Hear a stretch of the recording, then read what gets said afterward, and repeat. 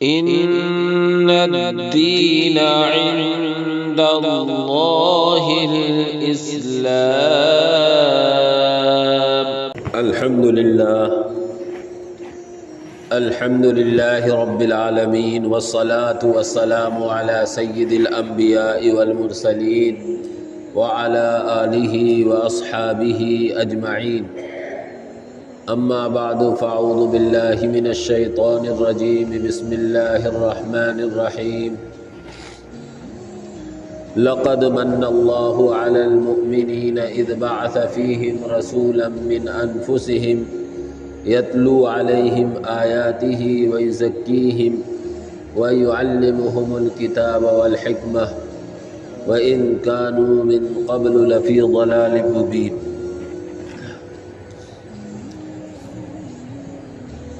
وقال عليه الصلاة والسلام: أنا سيد ولد آدم ولا فخر لي، أو كما قال نبينا صلی اللہ علیہ وسلم. محترم بزرگوں،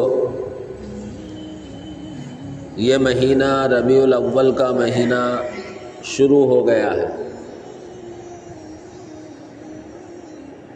ربیع الاول کا مہینہ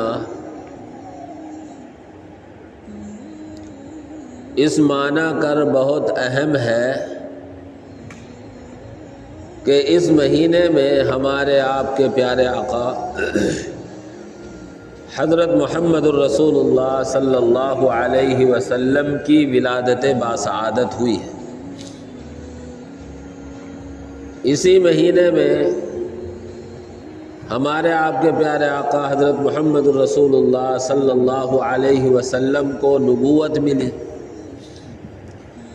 اسی مہینے میں ہمارے اور آپ کے پیارے آقا حضرت محمد الرسول اللہ صلی اللہ علیہ وسلم ہجرت کر کے مکے سے مدینہ تشریف لے گئے.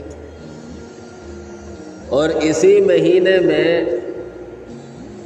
ہمارے اور آپ کے پیارے آقا حضرت محمد الرسول اللہ صلی اللہ علیہ وسلم دنیا سے اپنے رب سے ملاقات کے لیے تشریف لے گئے. آپ کا وصال بھی اسی مہینے میں، آپ کی ولادت بھی اسی مہینے میں، آپ کو نبوت کا ملنا بھی اسی مہینے میں، اور آپ کا مکے سے مدینے کی طرف ہجرت کر کے مدینہ پہنچنا بھی اسی مہینے میں ہوا. اور ہر ایک ایمان والے کے لیے نبی پاک صلی اللہ علیہ وسلم سے محبت، آپ علیہ السلام سے عقیدت، یہ لازمی شے ہے، ایمان کا جز ہے. اور آپ علیہ السلام سے محبت کے نتیجے میں آپ سے متعلق جتنی چیزیں ہیں ان سب سے بھی ہمیں محبت ہے.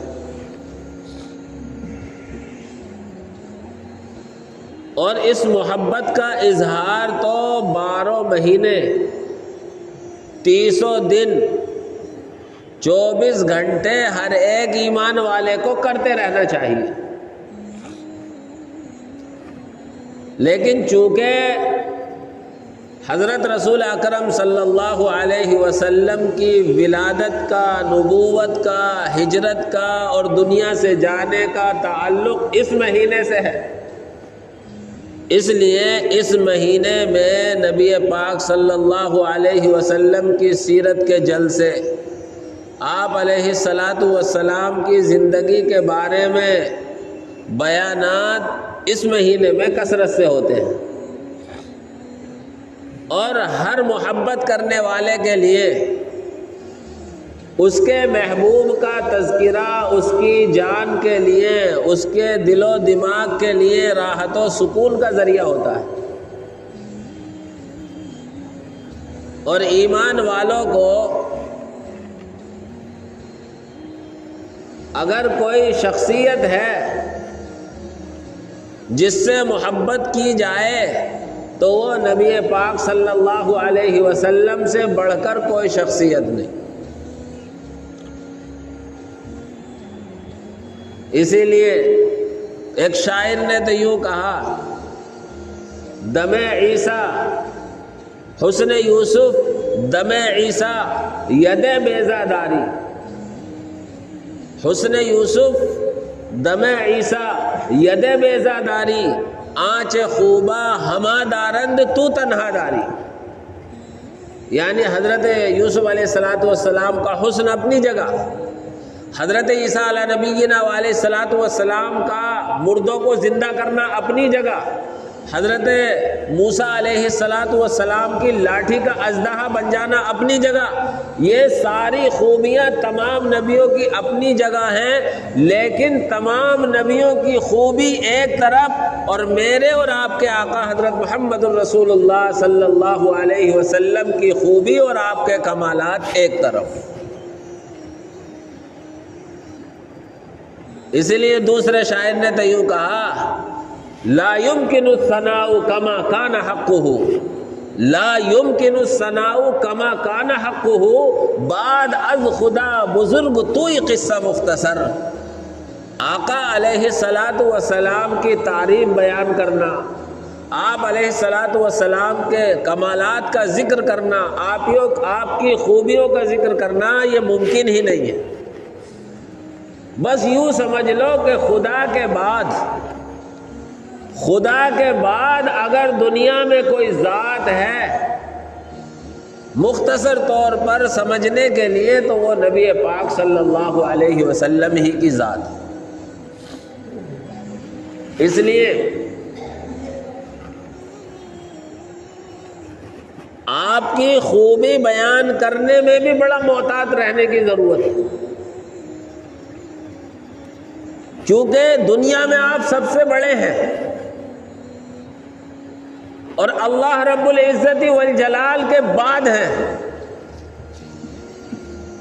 تو کہیں ایسی بھی تعریف نہ ہو جائے جو اللہ سے ملا دے، اس میں بھی ہماری پکڑ ہے، اور کہیں ایسی تعریف نہ ہو جائے جو آپ کی تعریف کے بجائے وہ توہین ہو، آپ کا مقام و مرتبہ ہم نہ بیان کر سکے، تب بھی ہماری پکڑ ہے۔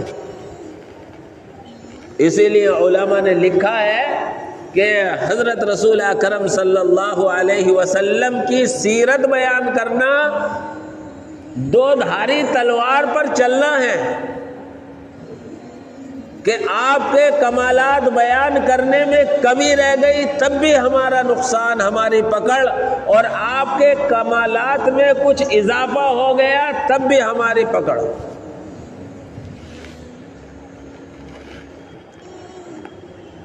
حضرت حسان بن ثابت حضور اکرم صلی اللہ علیہ وسلم کے دربار کے شاعر ہیں، اور آپ علیہ السلام کی زندگی میں انہیں یہ شرف حاصل ہے۔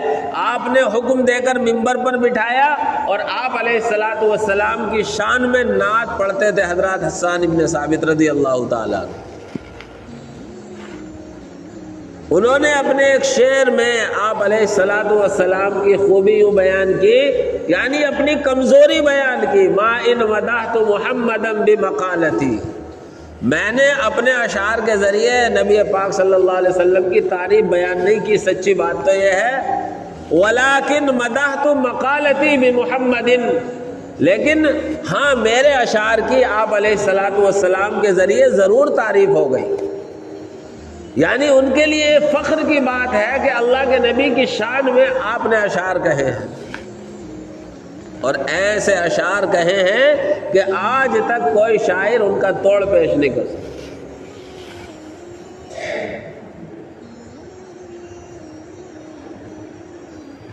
اس لیے ربیع الاول کے مہینے میں مسجدوں کے منبر سے اور اسٹیجوں سے جلسوں جلوس میں نبی پاک صلی اللہ علیہ وسلم کی سیرت کا تذکرہ ہوتا ہے، اور ہونا بھی چاہیے، لیکن میرے بھائیوں یہ آپ علیہ السلام کے اخلاق و کردار اور آپ کی سیرت صرف بیانوں تک نہ ہو، بیان کرنے میں آپ کا ذکر کرنے میں ہمیں ثواب ملے گا، لیکن یہ بیان کی حد تک نہ ہو۔ اس لیے کوشش یہ ہونی چاہیے کہ ہم سال کے 12 مہینے اور مہینے کے 30 دن نبی پاک صلی اللہ علیہ وسلم کی سیرت کو جانیں اور اس کے مطابق زندگی گزاریں۔ اور آپ علیہ الصلاۃ والسلام کی محبت یہ ایمان کی علامت ہے۔ حضرت رسول اکرم صلی اللہ علیہ وسلم سے ایک مرتبہ حضرت عمر رضی اللہ تعالیٰ عنہ کہنے لگے، اے اللہ کے نبی، مجھے آپ سے اپنی جان کے علاوہ تمام چیزوں سے زیادہ محبت ہے۔ اللہ کے نبی صلی اللہ علیہ وسلم نے فرمایا، عمر کیا کہہ رہے ہو؟ ابھی ایمان مکمل نہیں ہے۔ حضرت عمر رضی اللہ تعالی عنہ نے گردن جھکائی اور تھوڑی دیر خاموشی اختیار کی اور پھر کہنے لگے، اے اللہ کے نبی، اب دنیا میں آپ مجھے اپنی جان سے بھی زیادہ محبوب ہیں۔ اللہ کے نبی کہتے ہیں، الآن یا عمر، عمر اب تمہارا ایمان مکمل ہوا ہے۔ اس لیے ہر ایک ایمان والے کا یہ عقیدہ ہونا چاہیے اور ہر ایک ایمان والے کے دل کا یہ جذبہ ہونا چاہیے کہ نبی پاک صلی اللہ علیہ وسلم کی ذات کے مقابلے میں دنیا میں مجھے کوئی چیز محبوب نہیں۔ آپ نے اپنی سچی زبان سے بھی فرمایا، لا یؤمن احدکم حتی اکون احب الیہ من والدہ وولدہ والناس اجمعین۔ مسلم کی روایت ہے، بخاری کی روایت ہے، تم میں سے کوئی بھی اس وقت تک پکا اور سچا مسلمان نہیں ہو سکتا جب تک کہ میں اس کی اولاد، اس کی باپ، اس کے ماں اور دنیا کی تمام چیزوں سے زیادہ محبوب نہ ہو جاؤں۔ لیکن میرے بھائیوں، یہ محبت صرف ہمارے حلق پر نہیں ہونی چاہیے۔ جب محبت ہوتی ہے تو محبت کے اثرات انسان کے بدن پر دکھائی دیتے ہیں، انسان کے افعال میں، اعمال میں محبت کے اثرات دکھائی دیتے ہیں۔ نبی کی محبت کا تقاضا وہ ہے جو تقاضا صحابہ نے پورا کیا، نبی کی محبت کا تقاضا وہ ہے جو تابعین نے پورا کیا، نبی کی محبت کا تقاضا وہ ہے جو تبع تابعین نے پورا کیا۔ یعنی آپ علیہ الصلاۃ والسلام کے افعال کو، آپ کے اقوال کو اپنی زندگی میں داخل کرنے کی کوشش کی جائے، آپ علیہ الصلاۃ والسلام کے پیغام کو اپنی زندگی میں اور دوسری امت تک پہنچانے میں کوشش کی جائے اور اپنی زندگی میں داخل کرنے کی کوشش کی جائے۔ میرے بھائیوں، حضور اکرم صلی اللہ علیہ وسلم کے روزے کا فوٹو لگا ہوا جھنڈا لگا دینا، آپ علیہ الصلاۃ والسلام کی مسجد کی تصویر یا آپ علیہ الصلاۃ والسلام کے روزے کی تصویر جھنڈے پر، گھر پر، گاڑی پر یا کہیں بھی لگا دینا، یہ محبت کے لیے کافی نہیں، بلکہ محبت کا تقاضا یہ ہے کہ آپ علیہ الصلاۃ والسلام جو پیغام لے کر آئے ہیں، آپ علیہ الصلاۃ والسلام نے امت کو جو پیغام دے کر پہنچایا ہے، اس پیغام کو ہم اپنی زندگی میں داخل کریں۔ یہ اصل محبت کا تقاضا ہے۔ اسی لیے اللہ تبارک و تعالی نے فرمایا، قل ان کنتم تحبون اللہ فاتبعونی، اگر تمہیں اللہ تک پہنچنا ہے، اللہ کا قرب حاصل کرنا ہے، اللہ کا محبوب بننا ہے، تو میرے نبی حضرت محمد رسول اللہ صلی اللہ علیہ وسلم کے طریقے کو اپناؤ۔ آپ علیہ الصلاۃ والسلام ہی کا طریقہ اب دنیا میں ایسا ہے جس پر دنیا اور آخرت کی کامیابی بھی ہے اور نجات بھی ہے۔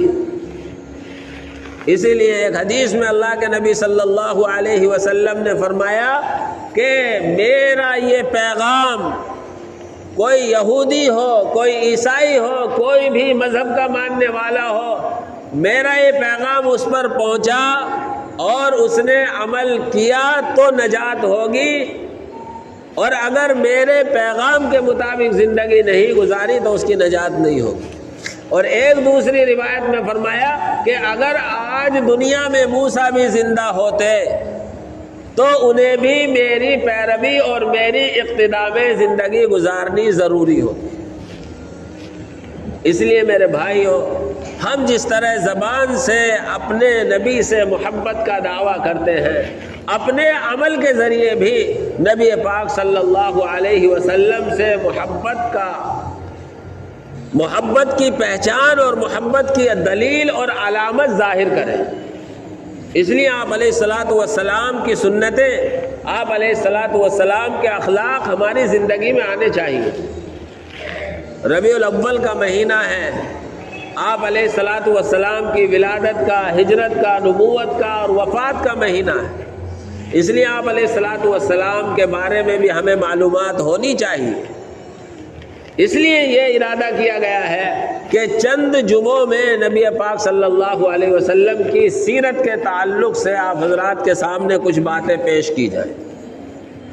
آپ علیہ الصلاۃ والسلام دنیا کے سب سے اعلیٰ اور افضل انسان ہیں، اور خدائی ضابطہ ہے اللہ نبی کو اس کے اعلیٰ قوم میں مبعوث فرماتا ہے۔ چنانچہ آپ علیہ الصلاۃ والسلام کا خاندانی پس منظر ہم یوں سمجھیں کہ مکہ کو حضرت ابراہیم کے بیٹے حضرت اسماعیل نے آباد کیا ہے۔ حضرت ابراہیم کے دو بیٹے ہیں، حضرت اسماعیل یہ حضرت ہاجرہ سے پیدا ہوئے ہیں، اور دوسرے بیٹے ہیں حضرت اسحاق، یہ حضرت سارہ سے پیدا ہوئے ہیں۔ حضرت ابراہیم علیہ الصلاۃ والسلام ایک مرتبہ اپنی بیوی حضرت سارہ کو لے کر سفر کر رہے تھے۔ راستے میں ایک نالائق خبیث النفس بادشاہ پڑتا تھا، اور کوئی آدمی اپنی بیوی کو ساتھ لیے جاتا تھا تو وہ نالائق جبراً اس کی بیوی کو شباشی کے لیے اپنے پاس ایک رات رکھا کرتا تھا۔ حضرت ابراہیم علیہ الصلاۃ والسلام گزر رہے ہیں، حضرت ابراہیم کو پتہ چلا تو حضرت سارہ سے یہ کہا کہ تم میری بیوی ہو لیکن ہم ایمانی بھائی بہن بھی ہیں۔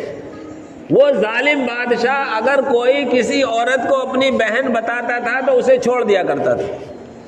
حضرت ابراہیم نے کہا کہ جب اس بادشاہ کے کارندے آئیں گے تو میں تمہیں اپنی بہن بتاؤں گا ایمانی۔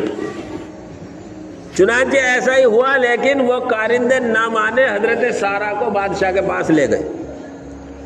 حضرت سارہ نے نماز کی نیت باندھ کر اللہ سے دعا کی کہ اللہ میری عزت کا بچانا تیرے ہاتھ میں ہے۔ ان کی دعا کرنا تھا، بادشاہ کپ کپانے لگا اور اس کے پیر لڑکھڑانے لگے اور اس کا دم گھٹنے لگا اور وہ معافی مانگنے لگا۔ حضرت سارہ نے دیکھا کہ کہیں یہ کمبخت مر نہ جائے، پھر اللہ سے دعا کی، پھر اسے اللہ نے صحیح کر دیا، پھر اس نے اپنے ارادے کو عمل میں لانے کی کوشش کی، پھر حضرت سارہ نے دعا کی۔ اسی طرح کئی مرتبہ واقعہ پیش آیا، بالآخر اس کمبخت سے حضرت سارہ کی اللہ نے حفاظت فرمائی اور اس نے اپنے کارندوں کو بلایا، کہنے لگا کہاں سے یہ جناتنی پکڑ کر لے آئے، اسے لے جاؤ۔ حضرت سارہ کو بڑی عزت کے ساتھ روانہ کیا اور حضرت سارہ کے ساتھ حضرت ہاجرہ کو باندی کے طور پر خدمت کرنے کے لیے ہدیہ دیا۔ حضرت ابراہیم علیہ الصلاۃ والسلام ملک شام واپس آ گئے۔ حضرت سارہ نے حضرت ہاجرہ کو آزاد کر کے حضرت ابراہیم کو ہدیہ کر دیا، اور حضرت ابراہیم نے حضرت ہاجرہ سے نکاح کر لیا۔ دونوں اب تک حضرت ابراہیم کے کوئی اولاد نہیں ہے۔ حضرت اسماعیل پہلے پیدا ہوئے حضرت ہاجرہ سے بڑھاپے میں، اور پھر حضرت سارہ سے حضرت اسحاق پیدا ہوئے۔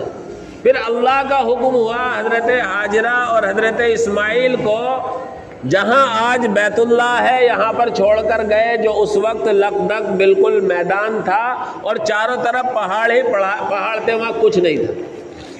میں نے یہ پورا واقعہ قربانی کے مہینے میں عید الاضحیٰ کے حج کی اور قربانی کے تعلق سے اس وقت آپ حضرات کے سامنے بیان کیا تھا۔ حضرت اسماعیل وہاں رہے اور پلے بڑھے، جوان ہوئے، وہ وہاں سارے واقعات پیش آئے۔ جب جوان ہوئے تو ایک قبیلہ بنو جرہم وہاں سے گزر رہا تھا، حضرت ہاجرہ سے اجازت لی رہنے کی، انہیں بھی رہنے کی وہی اجازت مل گئی۔ حضرت ابراہیم علیہ السلام کے بیٹے حضرت اسماعیل جب جوان ہوئے تو اسی خاندان میں ایک عورت سے نکاح کر لیا۔ 10 سال بعد حضرت ابراہیم پھر ملنے گئے ہیں بچوں سے۔ حضرت اسماعیل شکار وغیرہ کے لیے جنگل گئے ہوئے تھے، گھر پر ان کی بیوی تھی، سلام کیا، اس نے جواب دیا، پوچھا کہاں گئے ہیں کہ باہر گئے ہوئے، کہا حال احوال کیسے چل رہے ہیں، گزارا کیسے چل رہا ہو، کہنے لگی بڑی تنگی میں چل رہا ہے، بڑی پریشانی ہے۔ حضرت ابراہیم کہنے لگے سلام کہہ دینا اور یہ کہہ دینا کہ اپنی چوکھٹ بدل لے۔ حضرت اسماعیل علیہ السلام شام کو گھر آئے، انہوں نے کہا اس طریقے سے ایک بڑے میاں آئے تھے اور اس طریقے کے ان کا حلیہ تھا کہ کیا کہہ گئے کہ سلام کہہ گئے اور چوکھٹ بدلنے کو کہہ گئے۔ کہنے لگے تجھے طلاق دینے کو کہہ گئے ہیں۔ چنانچہ حضرت اسماعیل نے اس کو طلاق دے دی۔ پھر دوسرا نکاح بنو جرہم کے سردار تھے مزاز، ان کی بیٹی سے حضرت اسماعیل کا ہوا، اور حضرت اسماعیل علیہ السلام کے ان سے نسل چلی۔ پھر حضرت ابراہیم آئے ہیں اور حضرت ابراہیم علیہ السلام نے پھر دیکھا حضرت اسماعیل نہیں ہے گھر پر، بیوی سے خیر خبر لی، اس بیوی نے حضرت ابراہیم کی بخاطر مدارات کی، ان کی تواضع کی اور ان کا بہت اچھی طرح اکرام کیا، اور جب جانے لگے تو کہنے لگے کہ اسماعیل سے کہہ دینا سلام اور کہہ دینا اپنی چوکھٹ کو مضبوطی سے تھامے رہے۔ جب شام کو حضرت اسماعیل آئے تو پھر حضرت ابراہیم علیہ السلام کے بارے میں بتایا تو حضرت اسماعیل نے کہا کہ اب میں اور تم ایک ساتھ زندگی گزاریں گے، ابا یہ کہہ کر گئے ہیں کہ اپنی بیوی کو مضبوطی سے تھامے رہے۔ اس طریقے سے اللہ تبارک و تعالیٰ نے مکہ آباد کیا۔ پھر جب بڑے ہوئے حضرت ابراہیم کا حکم ہوا تو یہ بیت اللہ کی تعمیر ہوئی، چونکہ طوفان نوح میں بیت اللہ جو ہے منہدم ہو گیا تھا، تو حضرت ابراہیم علیہ السلام نے اس وقت میں تعمیر کرائی اور اس وقت دعا کی تھی۔ قرآن کریم نے وہ دعا بیان کی ہے، اور اس دعا میں نبی پاک صلی اللہ علیہ وسلم کے پیغمبر بنائے جانے کی دعا حضرت ابراہیم علیہ السلام نے کی ہے۔ انشاءاللہ آئندہ جمعے میں اس سے آگے کا واقعہ اور پھر حضور اکرم صلی اللہ علیہ وسلم کی سیرت کا تذکرہ کیا۔